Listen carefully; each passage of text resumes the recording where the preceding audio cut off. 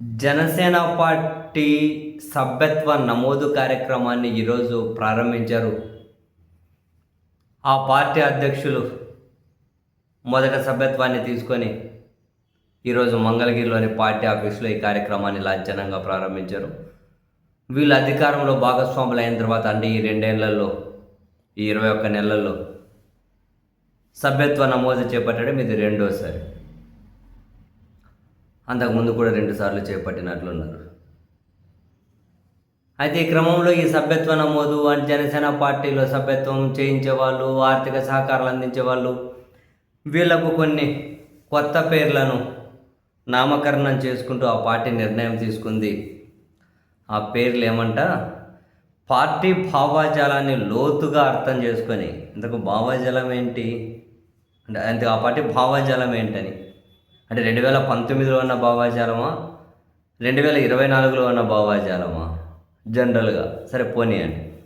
Party భావాజాలాన్ని లోతుగా అర్థం చేసుకొని సిద్ధాంతాలు, ఆశయాలు, ఆకాంక్షలకు అనుగుణంగా పనిచేసేందుకు ఎవరైతే ముందుకు వచ్చి సభ్యత్వం తీసుకుంటారో ఆ సభ్యత్వం తీసుకున్న వాళ్ళని ఇక నుంచి ఉద్యమి అంటారట. ఎక్కడి నుంచి పట్టుకొచ్చారు ఈ పేర్లు? ఇక నుంచి వాళ్ళను ఉద్యమి అంటారట.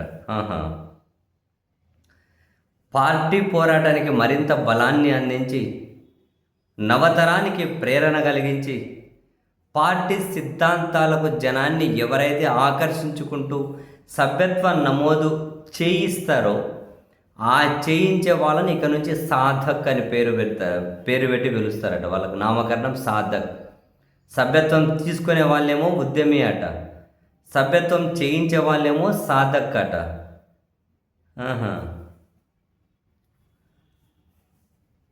అండ్ ఆర్థిక సహాయం ఎవరైతే అందిస్తారో, అంటే ఆ సాంకేతిక సహాయం, పార్టీకి ఆర్థిక సహాయం ఎవరైతే చేస్తారో వాళ్ళని ఇక నుంచి ప్రదాతగా పిలుస్తారట. ఉద్యమి, సాధక్, ప్రదాత.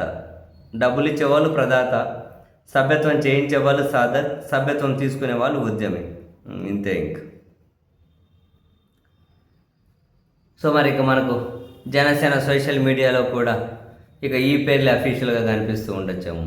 నువ్వు ఉద్యమా, నువ్వు సాధక, నువ్వు ప్రదాతనా? పేర్లు ఇంతకీ ఎక్కడి నుంచి పట్టుకొని వచ్చారంటారు? ఏమో పేర్లు ఎక్కడి నుంచి పట్టుకొచ్చారో అర్థం కావాలన్నా జనసేన భావాజాలాన్ని లోతుగా అర్థం చేసుకోవాలేమో మనం కూడా. ఆ భావాజాలం ఏంటో అన్న క్లియర్గా తెలిసి దాని మీద నిలబడితే అది ఒకసారి అర్థమవుతుంది. 14లో ఒక భావాజాలం ఉంటుంది, 19లో ఒక భావాజాలం, 24లో ఒక భావాజాలం, 29 వస్తే ఏ భావాజాలం ఉంటుందో వాళ్ళకు తెలియదు. కానీ ఎప్పుడు ఎటు వెళ్తే అదే మన భావాజాలం అని చెప్పి దాన్నేనేమో లోతుగా అర్థం చేసుకోవడం అంటే బహుశా తెలియదు.